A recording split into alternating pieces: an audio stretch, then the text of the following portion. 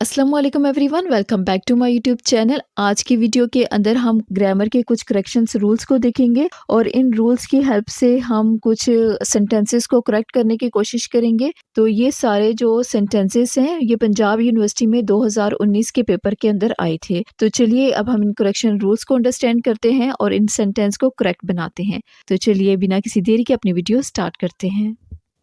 तो first sentence को देखें तो फर्स्ट सेंटेंस है all are answerable before God. और अगर हम इसको करेक्ट करें तो करेक्ट इसका सेंटेंस कुछ इस तरह से होगा every one is answerable before God. यहाँ पे हमने ऑल का इस्तेमाल ना करके एवरी वन का इस्तेमाल क्यों किया है? क्योंकि जब हम ऑल का इस्तेमाल करते हैं तो इससे मुराद ये है कि दुनिया के अंदर जितने भी ऑब्जेक्ट्स हैं, जितने भी इंसान हैं और जितने भी आइडियाज हैं, जितनी भी चीजें हैं, ठीक है, वो सारी की सारी गॉड के सामने आंसरेबल हैं।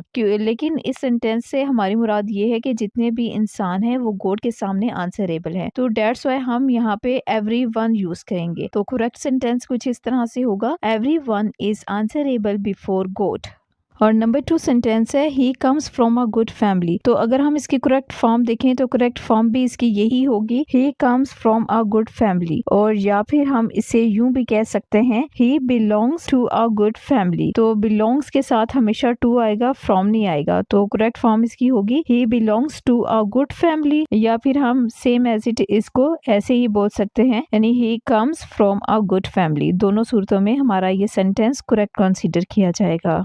और थर्ड सेंटेंस देखें तो थर्ड सेंटेंस है I am senior then him in service. तो इसका करेक्ट फॉर्म इस तरह से होगी I am senior to him in service. क्योंकि हम हमेशा जो से है सीनियर, जूनियर, सुपीरियर और इंफीरियर, इन चारों वर्ड्स के साथ हम हमेशा टू का यूज करते हैं, ठीक है। जब भी हम इनको कंपेयर करेंगे तो हम टू का इस्तेमाल करेंगे। सो हमने इस सेंटेंस के अंदर भी सीनियर के साथ टू का इस्तेमाल करना है। तो करेक्ट सेंटेंस इस तरह से बनेगा I am senior to him in service. और अगर हम नंबर 4 सेंटेंस देखें तो वो है ही हैज एनी बुक्स। तो इसकी करेक्ट फॉर्म यूं होगी ही हैज सम बुक्स। यहाँ पे हम एनी का इस्तेमाल नहीं कर सकते क्योंकि एनी का इस्तेमाल उन सेंटेंसेस के अंदर किया जाता है या तो वो नेगेटिव हो या उनमें जिनसे हमसे कोई क्वेश्चन पूछा जाए और या फिर हमें कोई सजेशन दी जाए, तब हम जिनसे है एनी का यूज कर सकते हैं। फॉर एग्जाम्पल अगर यूं कहा जाता है he does not have any book, तो यहाँ पे क्योंकि नोट का यूज किया गया है तो हम यहाँ पे एनी बुक्स इस्तेमाल कर सकते हैं। या फिर अगर कोई क्वेश्चन पूछा जाए, जिस तरह से अगर मैं ये कहती हूँ do you have any book, तो ऐसी सूरत में हम एनी का यूज कर सकते हैं।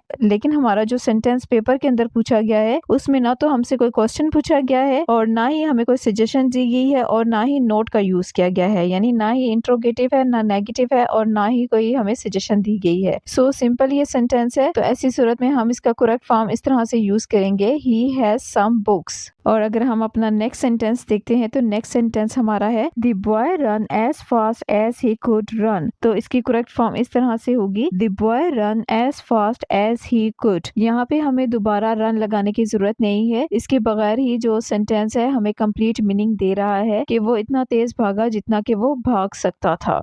और जी नेक्स्ट सेंटेंस है I M popular in my brothers. तो इसकी करेक्ट फॉर्म होगी I M popular among my brothers. Means के एक लोगों का ग्रुप है, उसके भाइयों का ग्रुप है और उस ग्रुप के अंदर वो बहुत ज्यादा फेमस है। और नेक्स्ट हमारा सेंटेंस है the blind deserve our attention. तो इसकी जो करेक्ट फॉर्म होगी वो होगी the blind deserve our attention. क्योंकि यहाँ पे जो ब्लाइंड का वर्ड है वो एज अ होल यूज किया गया है, यानी एक पूरे जो लोगों को जो ब्लाइंड है उनको रिप्रेजेंट कर रहा है, ठीक है। किसी एक ब्लाइंड आदमी की बात नहीं की गई। और इस सेंटेंस के अंदर चूंकि एज अ होल सारे ही जो ब्लाइंड लोग हैं उनको रिप्रेजेंट करने के लिए ब्लाइंड का वर्ड यूज किया गया है, तो हम इसके साथ जो वर्ब यूज होगा उसके साथ हम एस या एस नहीं लगाएंगे, ठीक है। तो करेक्ट फॉर्म इसकी होगी the blind deserve our attention.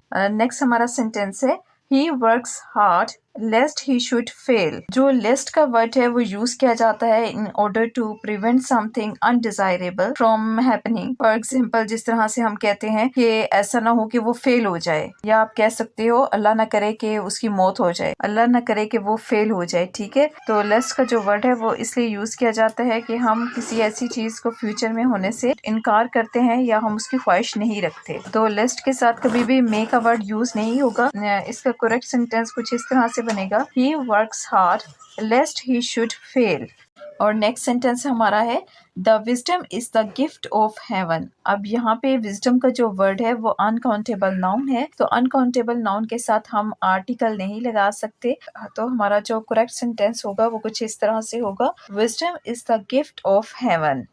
और लास्ट सेंटेंस को देखें तो वो है there be none for you. इसको देखा जाए तो ये ग्रामेटिकली करेक्ट सेंटेंस है, लेकिन मॉडर्न इंग्लिश के मुताबिक इस सेंटेंस रूल को फॉलो नहीं किया जाता, और मॉडर्न इंग्लिश लैंग्वेज के मुताबिक जो रूल फॉलो होते हैं वो इस तरह से है there are none for you, और इस तरह से भी हम इसे कह सकते हैं there is no one for you. तो इस तरह से ये करेक्ट सेंटेंस बनेगा।